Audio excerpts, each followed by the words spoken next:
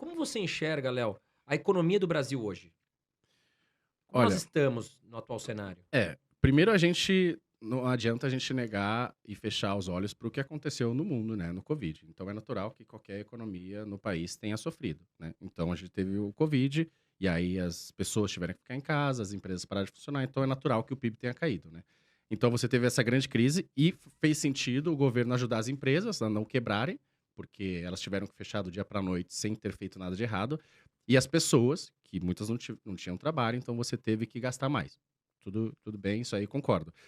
Houve alguns avanços, principalmente em desburocratizar a lei da liberdade econômica, os marcos, do saneamento, o marco da ferrovia, acho que hoje houve bastante avanço. Só que eu acho que faltou muitas reformas, né, faltou muitas reformas. É claro que eu não espero que o Brasil tenha o mesmo crescimento do que se não tivesse Covid, não é isso que eu estou falando, que a gente devia estar crescendo 6% ao ano, não é isso. Só que o Brasil, de 1980 para cá, cresceu em média 2,2% ao ano, né, isso foi o nosso crescimento. Sendo que desses 2,2%, 2% foi aumento da população ocupada, ou seja, só mais pessoas indo para o mercado de trabalho. E 0,2% só foi aumento da produtividade. Então, para a gente olhar os próximos 10 anos, o que a gente precisa fazer? Precisa aumentar essa produtividade, que é 0,2% ao ano. Então, todas as políticas que alguém anuncia, eu falo, será que isso vai aumentar a produtividade? Ou será que isso não vai alterar em nada? Então, por exemplo, PEC kamikaze lá, o governo gastar, isso não vai aumentar a produtividade. Reforma da Previdência. É excelente, precisava ser feito, mas isso não afeta diretamente a produtividade. O que afeta a produtividade? Privatizações, reforma tributária, reforma administrativa. E essa agenda andou muito pouco. Então, por isso que eu olho para frente, eu posso te falar com certeza que o Brasil não vai conseguir aumentar muito seu PIB potencial, porque não foi feitas as reformas. Então, esse é o que me chama a atenção. Quando começar a fazer as reformas, eu vou ficar mais tranquilo. Mas, por enquanto, a gente não aumentou, a gente vai continuar sendo um pouco do país do voo de galinha. Léo, me fala uma coisa, inflação está crescendo não só no Brasil, no mundo todo. Na sua opinião, quais são as principais causas disso? Primeiro eu queria que você explicasse um pouquinho, e muitas pessoas têm dificuldade de entender o que que é inflação, Sim, né. E por que que você acha que está tão alta, e o que que qual que é o grande vilão, né, qual que é o problema de estar tão sim, alta? sim. Não só aqui, a gente sabe nos Estados Unidos, por exemplo, tem pessoas que estão morando lá, amigos meus, e na Europa, e tá tudo Sim, muito caro exato, de fato. exato, exato. É no mundo inteiro, não é só no Brasil. Esse é o primeiro ponto. A gente está tendo uma inflação elevada aí no mundo inteiro, tá? Estados Unidos, que nunca teve, Europa, então esse é um fenômeno mundial, eh, pelo que eu vou explicar um pouco.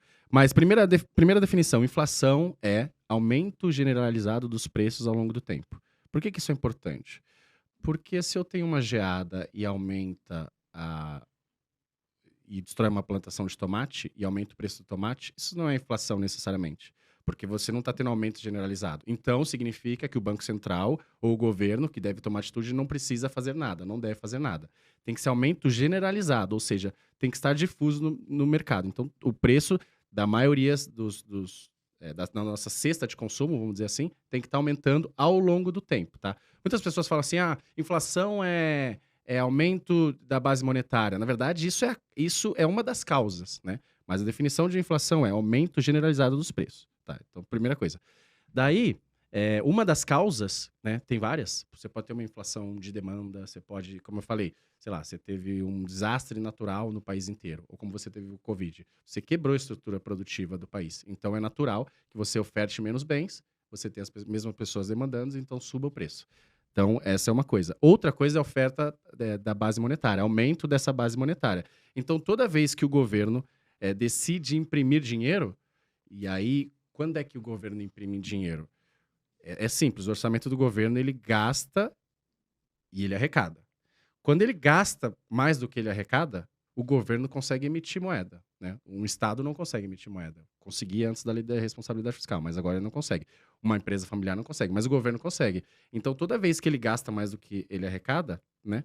O que acontece? Ele aumenta a dívida, ele precisa imprimir moeda. Então, se você imprime muito moeda, no médio e longo prazo, isso vai se tornar inflação. Então, essa é uma das principais causas que a gente está vendo de inflação agora.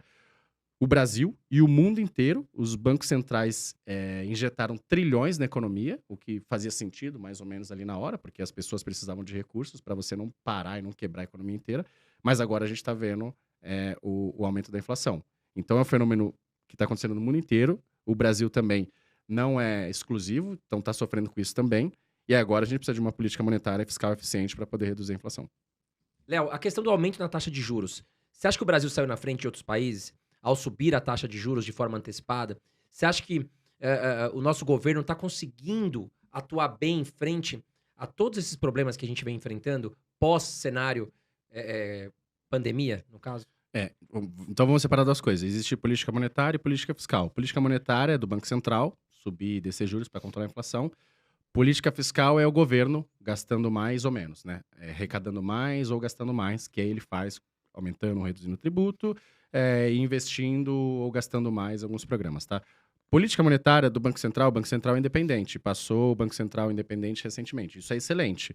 Por quê? Porque existe um trade-off, né, entre inflação e desemprego, né, que é o chamado da curva de Phillips, que se você, para você reduzir o desemprego, você pode incorrer em mais inflação. Isso acontece. E daí os governos, obviamente, sempre vão tender a ter uma inflação maior. Para quê? Para ter um desemprego menor. Por quê? Porque a população vai gostar e aí a chance de ele ser reeleito é maior.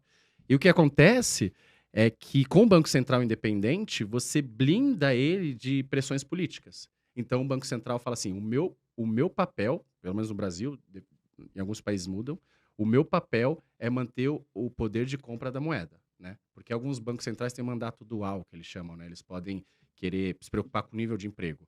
O do Brasil, não. Não é que ele não está preocupado com o nível de emprego, mas o principal mandato dele é manter o poder de compra. Então, se tem inflação, eles não vão ter interferência política, e isso é um baita avanço que teve, e a gente tem visto isso. A gente não tem visto interferência política. E no governo da Dilma Rousseff, a gente via, era o Tombini, o presidente do Banco Central, chamava ele até de Pombini, né? Porque o Pombini o símbolo é o dovish, né? Quando tem uma política monetária que você afrouxa os juros e tal, para poder ter mais crescimento, foi isso que aconteceu. Mas agora não, a gente vê um Banco Central crível que está preocupado com a inflação. Então, acho que isso é excelente. Sempre tem uma discussão, será que a gente não baixou os juros demais? Lá foi a 2%, será que não baixou de menos? Mas eu acho que a condução da política monetária está sendo excelente. E tem a política fiscal, que estamos em ano de eleição dia 2 de outubro, e eu não vou colocar isso na conta só do Bolsonaro, eu vou colocar na conta de todos os políticos praticamente. Por quê? Porque eles querem ser reeleitos. Então, se tem algum efeito, uma causa, a gente vê depois, porque primeiro a gente precisa ser reeleito. Então, aquela PEC Kamikaze foi um exemplo disso. A gente precisa ajudar as pessoas, a gente precisa cuidar dos mais pobres, existe uma crise. Só que a forma como foi feita foi muito mal desenhado. Você deu dinheiro para taxista, você deu dinheiro para motorista de Uber, e mais do que com um cara que vive com menos de um salário mínimo. Né? Isso vai gerar uma inflação também. Exato, porque se No você... curto prazo pode ajudar a economia, mas no longo prazo a gente vai ter dificuldade para controlar essa inflação. E você acha que a gente vai parar nos 13,75 que o mercado está falando? 13,25? 13,75? Vai depender o que acontecer, né? De novo, assim, a gente precisa reduzir a inflação, porque a nossa inflação está acima da meta. A gente, nos últimos 12 meses aí, beirando 11%, a gente tem que reduzir para a meta aí cerca dos 3%. O que acontece? Aí o Banco Central sobe juros. Se o governo chega e reduz os gastos, o Banco Central não precisa aumentar tanto os juros, porque ele está enxugando a economia. Agora, se o governo chega e não vamos gastar muito mais do que já está esperado, então o Banco Central fala, pô, eu vou ter que aumentar mais os juros ainda. Então vai depender disso. Se a gente tiver mais algumas medidas eleitoreiras de gastos, e aí então o Banco Central vai ter que aumentar os juros.